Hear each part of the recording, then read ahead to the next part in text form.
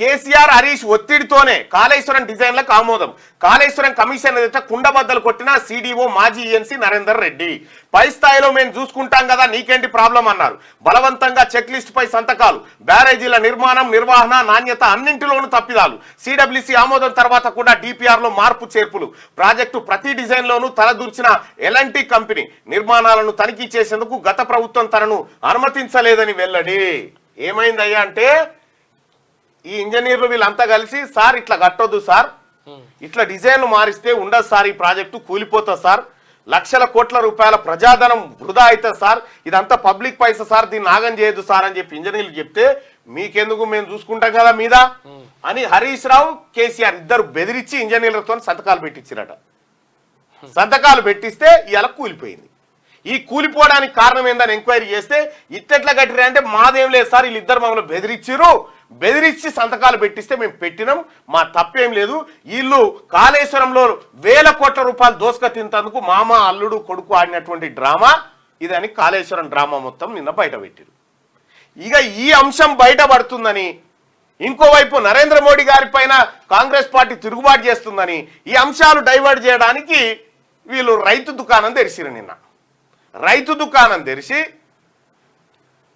ఇక రైతు రుణమాఫీ గురించి బీఆర్ఎస్ అయినా మాట్లాడాల్సింది. బీఆర్ఎస్కి ఏమైనా అర్హత ఉందా? వీళ్ళ లంగకథల వల్లనే కదా ఇప్పుడు ఈ లంగకథలన్నీ ప్రపంచం చర్చించుకోవద్దని, వీళ్ళు చేసిన దోపిడీని ఎట్టి పరిస్థితిలో జనం ఆలోచించొద్దని నిన్న ఆ ధర్నా పెట్టిరు బీఆర్ఎస్ పార్టీ ధర్నా. తర్వాత అప్లికేషన్లు పెట్టుకోవద్దంటాడు కేటీఆర్. అప్లికేషన్ ఏమంటాడు? ప్రభుత్వం కావాలి. రైతులట ఏడికి పోవాలట, కాంగ్రెస్ పార్టీ నాయకుల దగ్గర పోరి మీకు రుణమాఫీ కాకపోతే అంటాడు. కాంగ్రెస్ పార్టీ ఏం చెప్తా ఉంది, మీకు రుణమాఫీ కాకపోతే ఒక అధికారిని ఏర్పాటు చేసి అధికారి దగ్గరికి మీ డాక్యుమెంట్స్ తీసుకొని పోండి, వెంటనే పరిష్కారం చేసుకోరని ఆయన చెప్తే మీరు ఆడికి పోతే రుణమాఫీ అవుతుంది కదా, మళ్ళీ మీరు రోడ్డు ఎక్కలేరు, మళ్ళీ బదనాం చేయలేము సర్కార్ అని ఇంత లపంగా మాటలు కల్వకుంట్ల తారక రామారావు నిన్న మాట్లాడతాం. అప్పుడు మీ ఇంటికే వచ్చిరా మరి మీ ఇంటికి ప్రగతి భవన్ కాడికి అప్పుడు మీరుంటున్న ఇంటికాడికి వస్తే గొర్ర గుంజుకపోతే కిరసనాయిలు పోసుకొని తలగా పెట్టుకున్నారు అప్పుడు కేసీఆర్ ఇంటి ముంగట. అది లేదా?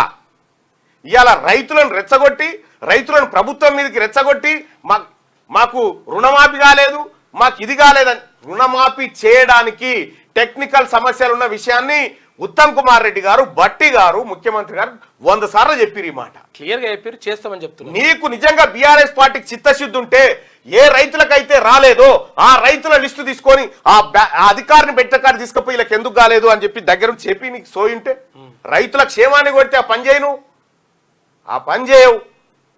రైతులకు అన్యాయం చేయడానికి, రైతులను మోసం చేయడానికి, మీ రాజకీయ పబ్బం గడుపుకోవడానికి ఇలా రైతులను వాడుకుంటుంది బీఆర్ఎస్ పార్టీ. ఏం మురగబెట్టిరా మీరు రైతులకు? ఏం చేసిరా మీరు రైతులకు? మొత్తం మోసమే కదా మీ కుటుంబం.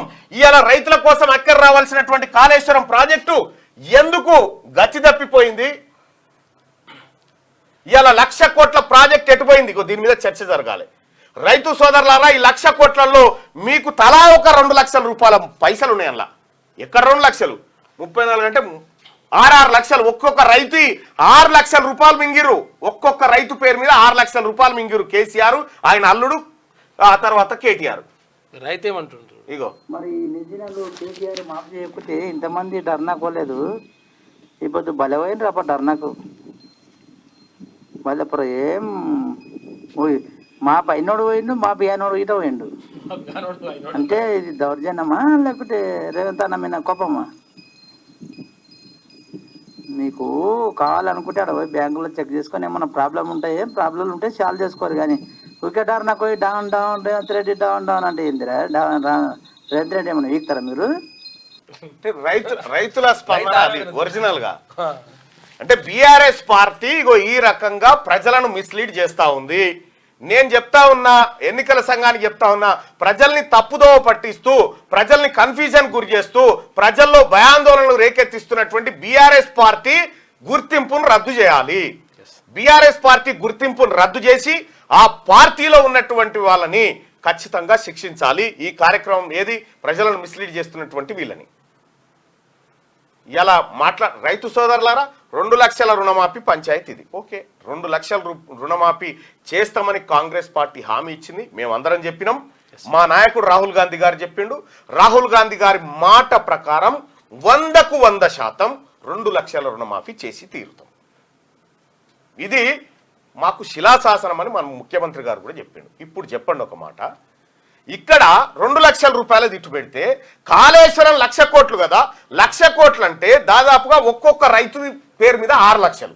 ఈ 6 లక్షల కోట్లు ఒక్క రైతుది 6 లక్షల మింగిరు కదా, ఒక్కొక్క రైతు దగ్గర 6 లక్షలు.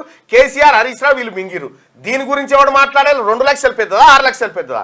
6 లక్షల రూపాయలు ఒక్కొక్క రైతు పేరు మీద దోసుక తిన్నది కల్వకుంట్ల చంద్రశేఖరరావు కుటుంబం. ఎంక్వైరీలు అదే చెప్తున్నారు కదా. ఇగో ఈయన అదే చెప్తా ఉన్నాడు. ఎవరు? ఇగో సిడిఓ మాజీ ఈఎన్సీ నరేందర్ రెడ్డి చెప్తుంది అదే. అయ్యా, ఈ కాళేశ్వరం ఉండదు, కేవలం మీరు ఏది బుక్క తింటందుకే సరిపోతుంది, ఇది ప్రజలకు అక్కరకు వచ్చేది కాదు, ఇట్లా మేము పని చేయమంటే నువ్వు సంతకం పెట్టా, ఇగో పై స్థాయిలో మేము చూసుకుంటాం కదా, నీకేం ప్రాబ్లం, నువ్వు పెట్టు అని చెప్పి పెట్టించినట సంతకాలు. ఇదే కాళేశ్వరం మీద కాళేశ్వరం కట్టి ఒక 5-6 ఏళ్ళైంది. కాళేశ్వరం పేరు మీద జరిగిన దోపిడీ, కాళేశ్వరం ఎంత ప్రమాదమో, కాళేశ్వరము ఈ తెలంగాణ రాష్ట్రానికి అక్కెరకు రాదని, కాళేశ్వరం మనల్ని బతికించదు, మనమే కాళేశ్వరాన్ని బతికించాలని చెప్పి 6 సంవత్సరం ఫిబ్రవరి 23, 2016లో చెప్పిన నేను ఈ మాట. ఇగో ఇదే ఆ వీడియో. ఇగో చూడండి, కాళేశ్వరం ప్రాజెక్టు నిర్మాణ కథ విప్పిన మల్లన్న దాదాపు ఫిబ్రవరి 23, 2018లో చెప్పిన ఇది. ఇక్కడ మీరు ఒకసారి చూస్తే ప్రజలారా, అక్కడికి పోయి కాళేశ్వరం కట్ట మీదకి పోయి చెప్పిన ఇదంతా. ఏం జరిగింది, కాళేశ్వరం ఎంత మోసం, ప్రజలారా అప్రమత్తంగా ఉండాలని 2018లో హెచ్చరించిన లెక్క చూస్తే అనేక అప్లికేషన్లు తెలంగాణ ప్రభుత్వం వీళ్ళందరం కలిసిపోయి కాళేశ్వరం కట్ట మీద నిలబడి కాళేశ్వరం ఎంత ప్రమాదకరం, కాళేశ్వరం ద్వారా ఎంత కొంపలు మునగబోతున్నాయి, కాళేశ్వరం ప్రాజెక్టు కేవలం కేసీఆర్ ఫ్యామిలీలు ఈ పైసలు బుక్కెత్తందుకు పెట్టుకున్న ప్రాజెక్ట్ అని చెప్పిన. ఇవాళ సేమ్ అదే కదా. 6 సంవత్సరాల తర్వాత, దాదాపుగా 6.5 సంవత్సరాల తర్వాత తేలింది ఏంది ఇదే కదా. ఆ రోజు నేను చెప్పినా, ఈ రోజు ఇది జరిగింది. ఆ రోజు ధరణి గురించి చెప్పిన, ఇది ధరణి దరిద్రం అని చెప్పిన అన్నట్టుగానే ధరణి దరిద్రమైంది. ఇవాళ ధరణి వల్ల వేలాదికు ఒక ఇబ్రాహీంపట్నం కాడ ఓ రైతు కాళ్ళు పైకి తల కిందికి పెట్టి నా ధరణి సమస్యను పరిష్కరించమని పెడతా ఉన్నాడు. ప్రొబిటెడ్ ల్యాండ్ ప్రొబిషన్లో పెట్టి రకరకాల హింస పెట్టి రైతుల చేతుల్లో హక్కులు లేకుండా చేసి ఇష్టారాజ్యంగా భూములను డిస్టర్బ్ చేశారు. నేను 2019లో చెప్పిన భూ రికార్డుల ప్రక్షాళన పేరు మీద మొత్తం రికార్డులన్నీ మాయమవుతున్నాయని చెప్పిన, అన్నట్టుగానే మాయం చేసిండు. గ్లోబల్ ఇనావోన్కి ఇచ్చిండు రికార్డులకు సంబంధించి. ఇట్లా నేను కొన్ని 100 కుంభకోణాలు చెప్పిన కేసీఆర్, ఇవాళన్నీ బయటకు వస్తా ఉన్నాయి. ప్రజలారా, ఆ రోజు క్యూ న్యూస్ సత్య ప్రమాణంగా చెప్పింది, ఏం జరిగిందో చెప్పింది. అప్పుడు నాకు వేరే ఛానళ్లలో చెప్పే అవకాశం లేకుండే, కనీసం నేను వార్త రాద్దామన్న నాకు ఛాన్స్ లేకుండే. ఎందుకంటే ఆ యాజమాన్యాలు ఎందుకు ఇదంతా మనకెందుకు పంచాదన్నట్టుంటే, ఆ రోజు ఆ కోపంతో ఆ బాధతోటి ఇదంతా ప్రజలకు తెలవాల్సిన ఇన్ఫర్మేషన్ అని చెప్పి ఆ రోజు ఈ క్యూ న్యూస్ పెట్టి ఈ పేపర్లు దండాలకు కట్టి ప్రజలకు వివరించే ప్రయత్నం చేసిన. ఈ వివరించే క్రమంలోనే ప్రజలారా, నేను ఒకటి బయట పెడతా ఉంటే ఎన్ని డాక్యుమెంట్లు, ఎన్ని ఎకరాలై, ఎన్ని కుంభకోణాలు బయట పెడతాయి, ఎన్ని కేసులు పెట్టిరు నా మీద, ఎన్ని దాడులు చేసిరు మా మీద, ఎన్ని హత్యాయత్నాలు చేసిరు, ఎన్నిసార్లు మమ్మల్ని జైల్లో బంధించిరు, ఎంత హింసకు గురి చేసినా ఏ ఒక్కరోజన్నా కేసీఆర్కు తల వంచినమా? ఇవాళ ఈ పరిస్థితిలో ఉండి కూడా మేము ఈ పరిస్థితిలో ఉండి ప్రభుత్వాన్ని ఒకటి అనాల్సి వచ్చినప్పుడు కూడా అనేటువంటి భావనలోనే క్యూ న్యూస్ ఉంది, తీన్మార్మల నుండి తప్ప ఎవరికో మొంగ్యో కాదు. ఇవాళ మంచిని మంచి అని చెప్తా ఉన్నాం, చెడుని చెడని చెప్తా ఉన్నాం. ఇవాళ కేటీ రామారావు ఆయన మాట్లాడతాడు పత్రికలు జర్నలిజం గురించి. నువ్వే మాట్లాడాలి, నువ్వు మాట్లాడాలి పత్రికలు జర్నలిజం గురించి. నీ అయ్య అంటాడు, నీ అయ్య ఎట్లా తిట్టే పత్రికలను, మీడియా వాళ్ళని, ప్రగతి భవన్లో కూర్చో సన్నాసులు కూర్చోరి అని మీడియా వాళ్ళని సన్నాసులు, దరిద్రులు, ముట్టచోరుగాలు ఇవా మీ అయ్య. ఇక నువ్వు చెప్తావు మీడియా స్వేచ్ఛ గురించి. నీ బీఆర్ఎస్ పార్టీని 1000 కిలోమీటర్ల లోపల బాచి పెట్టాలి కొడుక, ఏమనుకుంటున్నావు? ఎక్కడ మీరు, ఎక్కడి తెలంగాణకు నీకేం సంబంధము? ఎప్పుడొచ్చినావు నువ్వు తెలంగాణకి? ఎక్కడ దోసుకున్నారు? ఈ కేవలం దోసుకోవడానికే కదా. ఏం చెప్పినావు కేసీఆర్ మాకాయాల? తెలంగాణ రాష్ట్రం వచ్చిన తర్వాత అవినీతికి పాల్పడితే నా కొడుకునైనా బిడ్డనైనా జైలు వేస్తా తప్ప ఇడిచిపెట్టనని చెప్పినావు. నీ బిడ్డ లిక్కర్ దందాలో దొరికి జైలుండే.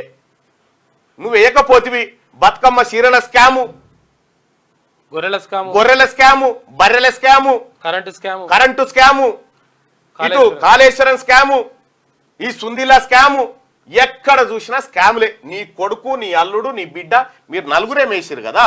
ఈ మేసినటువంటి దుర్మార్గులు ఇలా తెలంగాణలో రైతులకు రుణమాఫీ జరుగుతుంటే ఇలా కళ్ళు మండుతా ఉన్నాయి.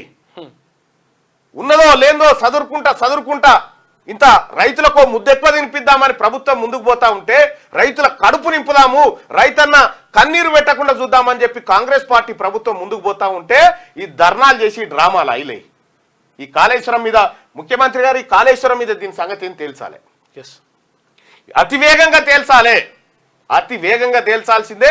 వీళ్ళ భూములు, వీళ్ళ ఆస్తులన్నీ కబ్జాలు పెట్టాల్సిందే, ప్రభుత్వం జప్తు చేసుకోవాల్సిందే.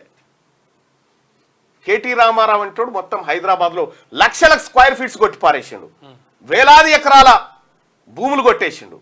హరీష్ రావు లబ్బర్ చెప్పులు గతిలేనటువంటి హరీష్ రావు తెలంగాణ రాష్ట్రం ఏర్పడే నాటికి ఇవాళ 1000 కోట్ల రూపాయల స్థాయికి ఎట్లా ఎదిగిండు? ఎక్కడి నుంచి వచ్చింది? కాయ కష్టం చేసి తెచ్చిరా ఇవన్నీ? మా ప్రజలను, రైతులను దోపిడీ చేసిందే కదా. రైతుల నోట్లో మట్టి కొట్టి మీరు, మీ కుటుంబం బాగుపడ్డారు. కానీ ఇలా రైతాంగాన్ని ఆదుకొని రైతులకు కన్నీళ్లు లేకుండా చేయాలన్న సంకల్పంతో కాంగ్రెస్ పార్టీ ప్రభుత్వం ముందుకు పోతా ఉంటే, మీకు సిగ్గు లేకుండా, శరం లేకుండా ఇలా రైతులను తప్పుదోవ పట్టించి రైతాంగాన్ని చేయని చెప్పిందా కాంగ్రెస్ పార్టీ ప్రభుత్వం? చేస్తూనే ఉంది కదా. వాటి కోసం బడ్జెట్ కేటాయించింది కదా. 31,000 కోట్ల రూపాయలు మాఫీ చేస్తామని చెప్పింది, చేసి తీరుతాం. దీని సంగతి ఏందో చెప్పురిగా. ఫ్లడ్ లైట్ల వెలుతురులో హడావిడిగా పనులు, దోమలు తిరుగుతున్నాయా? ఫ్లడ్ లైట్ల వెలుతురులో హడావిడిగా పనులు. కాళేశ్వరం ఎట్లా కట్టిరా అంటే, ఫ్లడ్ లైట్ల వెలుతురులో హడావిడిగా పనులు పూర్తి చేయాలనే తొందరలో రాత్రింబవర్లు ఫ్లడ్ లైట్ల వెలుతురులో పనులు చేశారని, ఈ హడావిడి వల్లే క్వాలిటీ కంట్రోల్ చెక్కు, గేట్ల ఆపరేషన్, బ్యారేజీల నిర్వహణ సరిగా జరగలేదని మాజీ ఎన్సీ నరేందర్ రెడ్డి చెప్పారు. వాస్తవానికి ఫ్లడ్ లైట్ల వెలుతురులో సీకెండ్ ఫైల్స్ పనులు చేయకూడదు, కానీ 5,000 సీకెండ్ ఫైల్స్ ను అలాగే వేశారు.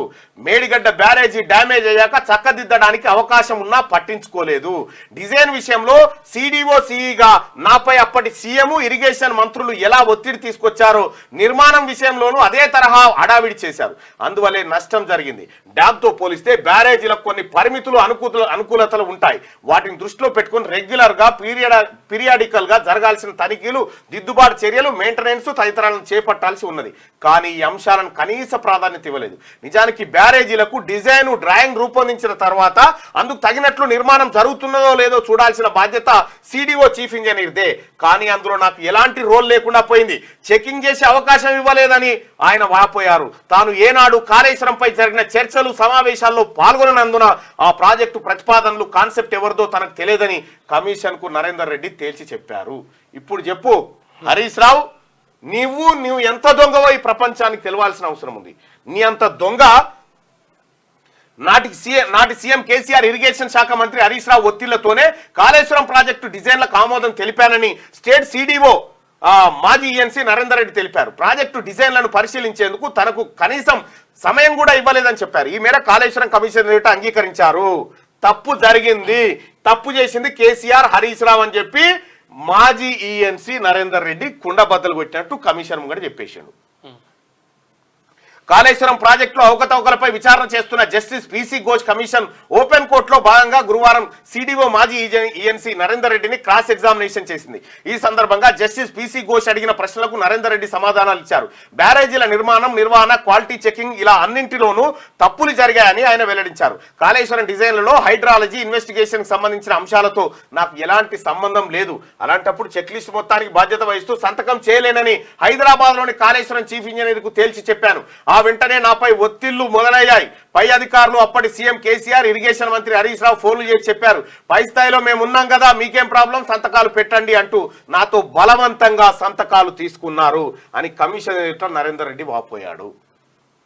ఎలాంటి మాట మార్చింది. కాళేశ్వరం డిజైన్లు, డ్రాయింగ్లను ప్రీమెచ్యూర్ స్టేజ్లోనే సర్టిఫై చేశారా అని కమిషన్ ప్రశ్నించగా నరేందర్ రెడ్డి వివరంగా సమాధానం ఇచ్చారు. డిజైన్లకు సంబంధించిన వ్యవహారాలకు మాత్రమే నేను జవాబుదారిని, కానీ హైడ్రాలజీ ఇన్వెస్టిగేషన్కు సంబంధించిన అంశాల చెక్ లిస్ట్ పైన సంతకాలు పెట్టాలని నాపై ఒత్తిడి తెచ్చారు. ఇవి చాలు కేసీఆర్ను, హరీష్ రావును లోపల వారేసి వీళ్ళు కసరగక్కేదాకా తొక్కి వీళ్ళు ఏమేమి తిన్నారో ఏమేమి మింగిరో జనం సొమ్ము ఇలా 6-7 లక్షల కోట్ల అప్పు అయిందంటే వీళ్ళిద్దరు పుణ్యమే. పోనీయమని ఎక్కడికి వచ్చిందంటే కేవలం వీళ్ళు దోసుక తింటాను సరిపోయింది. ఇది కాళేశ్వరంది.